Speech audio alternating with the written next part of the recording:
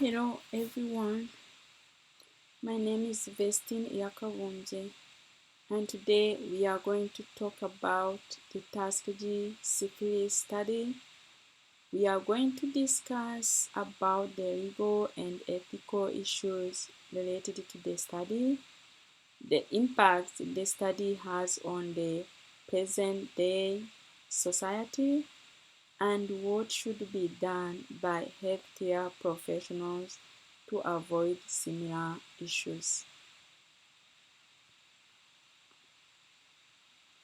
The study was conducted between 1932 to 19 between 1932 and 1972 in Tuskegee, Alabama. It included African American men with the intention to observe the natural history of untreated syphilis in the black population. This was because there was an assumption that blacks were more susceptible to syphilis than whites. The study also shows racial health disparities. This is evidenced by how it was believed among whites that black racial inferiority made them notoriously syphilis-soaked race.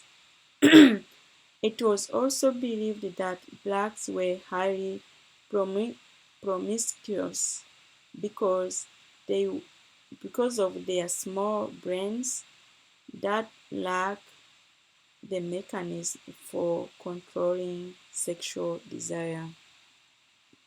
So the experiment was to study if this was the case.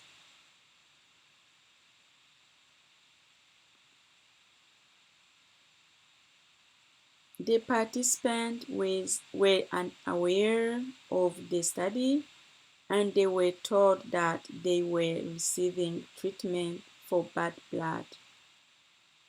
But the fact is they received no treatment at all. The study was unethical because those conducted the study did not provide treatment for participants. Even after penicillin was discovered as a safe and effective cure for syphilis, the majority of men did not receive it. This was because they were getting false information about penicillin, about side effects, about the dangers of having it. So they make them think that if they receive it, they'll be in trouble, they'll be in danger, so they decide not to take it. The study, next we are talk about the legal and ethical issues related to the study. The study had many legal and ethical issues. The main legal issues was that the participants did not give informed consent. Normally, before any treatment, procedure, or research study, the individuals are provided with enough information about the risk and benefits of the study. This information helps the individuals to make the right decision to either participate in the study or not. The Tuskegee study participants got the wrong information about the study. They didn't receive any necessary information to help them decide and were not given the chance to make the right decision. So the informed consent was violated in this study. The autonomy is the autonomy gives the individual the right to participate in their own care and or treatment decision making. So they in this study, the autonomy was now respected in the study because the participants were now given the chance to participate in their own treatment decision making because they got the wrong information about the study. When the physician when the physician fails to and provide enough and necessary information of the risk and the benefits related to the study or procedure, he's breaching his duty, and this will result in malpractice and negligence. There was malpractice in the study, and those who conducted the study were negligent because they did not provide enough information to the participant.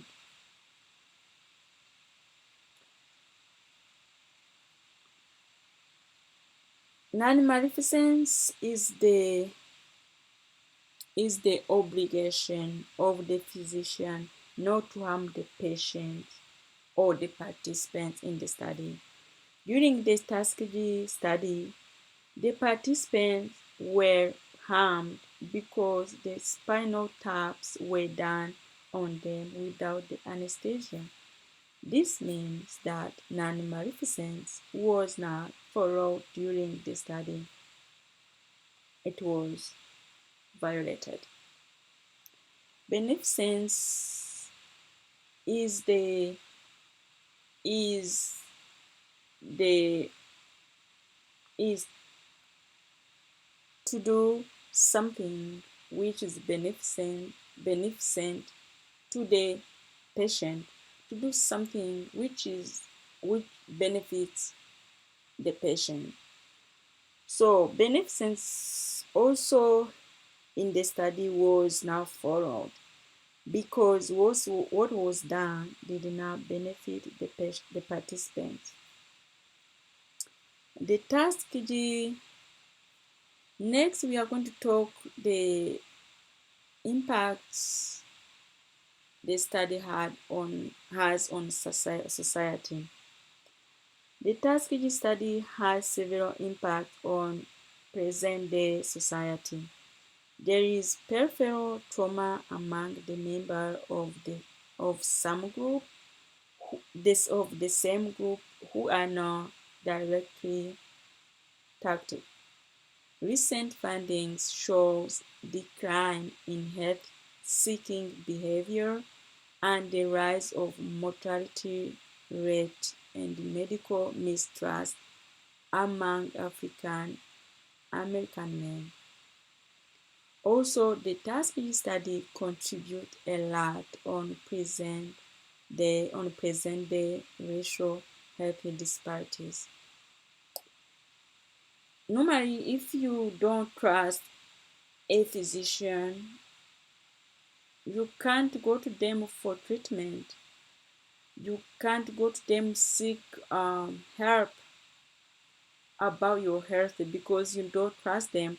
You don't trust what they will give you, the treatment and everything, even the information they give you. That's why, because the mistrust among the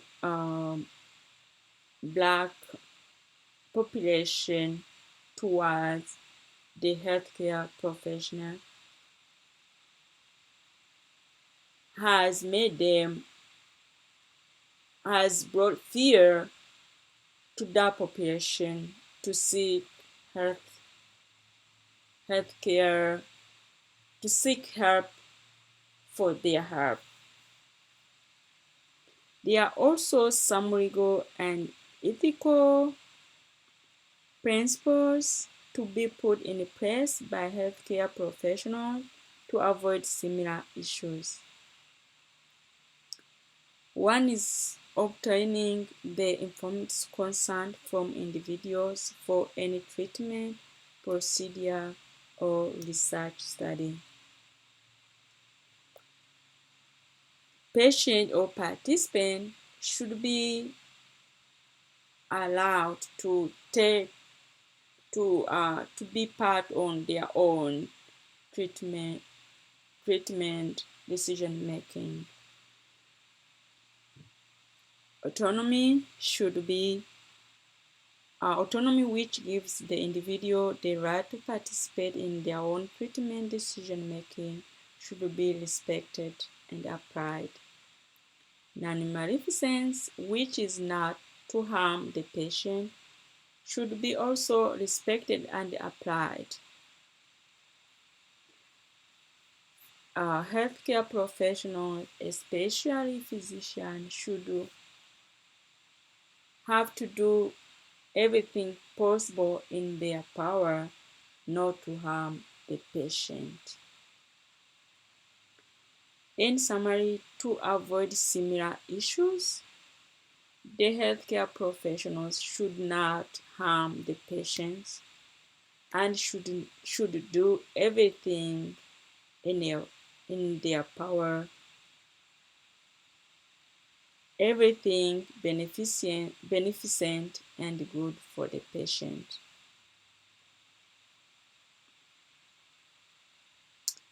Here is my reference page, just in case more information of what we have discussed is needed. Thank you for listening.